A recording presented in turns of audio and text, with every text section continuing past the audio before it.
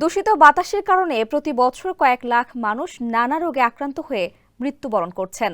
জন্ম নিচ্ছে অপরিণত শিশু, হাসপাতালে মৃত্যুর প্রহর গুনছে অগণিত মানুষ। আর প্রতি বছরের মতো এবারও শুষ্ক মৌসুমে দেশের বায়ু দূষণের মাত্রা নিয়ন্ত্রণহীন পর্যায়ে পৌঁছেছে। ঢাকার বায়ু বৃহস্পতিবার ঝুঁকিপূর্ণ দূষণে বিশ্বে দ্বিতীয় অবস্থানে উঠেছে। রাশেদ রাব্বির প্রতিবেদনে বিস্তারিত জানাচ্ছেন Tareq Ahmed. Real time air quality ইন্ডেক্সের তথ্যে বৃহস্পতিবার বিকেল 4টা থেকে সন্ধ্যা 6টা পর্যন্ত ঢাকার বাতাসের বায়ুমান ছিল 244, অর্থাৎ খুবই অস্বাস্থ্যকর। দূষণের এই মাত্রা ischemic heart disease, stroke, chronic obstructive pulmonary disease, নিম্ন শ্বাসযন্ত্রের সংক্রমণ এবং ফুসফুসের ক্যান্সারের সাথে সম্পর্কিত। এবার ব্যাংকও আপনার হাতের মুঠোয়। Balance transfer, mobile recharge, bill pay থেকে শুরু করে যা চান সব হবে এক মুহূর্তে। NRBC planet. এমন পরিস্থিতিতে পরিবেশ অধিদপ্তর বলছে, রাজধানী ঢাকা ও এর আশেপাশের এলাকায় প্রতিনিয়ত বাড়ছে বিষাক্ত বাতাস। ন্যাশনাল স্ট্যান্ডার্ড অনুযায়ী যেখানে বায়ু দূষণ মাত্রার বার্ষিক গড়মান 35-এর কাছাকাছি থাকার কথা, সেখানে ঢাকায় এর মান থাকে 80-এর ওপরে।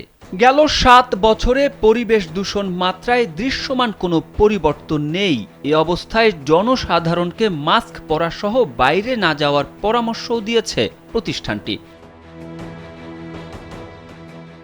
রিয়েল টাইম এয়ার কোয়ালিটি ইন্ডেক্সের তথ্য অনুসারে বৃহস্পতিবার বিকেল 4টা থেকে সন্ধ্যা 6টা পর্যন্ত ঢাকার বাতাসের বায়ুমান ছিল 244, সন্ধ্যা 7টায় যা 270-এ উন্নীত হয়।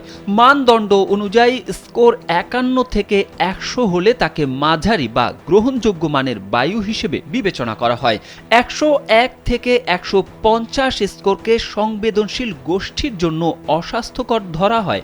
সংবেদনশীল গোষ্ঠীর মধ্যে আছেন বয়স্ক, শিশু, অসুস্থ ব্যক্তি ও অন্তঃসত্ত্বা। স্কোর 151 থেকে 200 হলে তা অস্বাস্থ্যকর। স্কোর 201 থেকে 300 হলে তাকে খুবই অস্বাস্থ্যকর ধরা হয়। 301 থেকে তার ওপরের স্কোরকে দুর্যোগপূর্ণ বা ঝুঁকিপূর্ণ ধরা হয়। বাংলাদেশ পরিবেশ আন্দোলনের সাধারণ সম্পাদক আলমগীর কবির বলেন, শুষ্ক মৌসুমে দেশের বায়ু দূষণ চরম পর্যায়ে পৌঁছায়। ঢাকার উত্তরে অসংখ্য ইট ভাটার বিষাক্ত ধোঁয়া উত্তর থেকে ঢাকা শহরে প্রবেশ করে। এছাড়া শহরের 85% নগর পরিবহন মেয়াদোত্তীর্ণ। এসব গাড়ি থেকে কালো ধোঁয়া নির্গত হয়, যা ঢাকার বাতাসকে ভীষণভাবে দূষিত করে। তারেক আহমেদ, কালবেলা।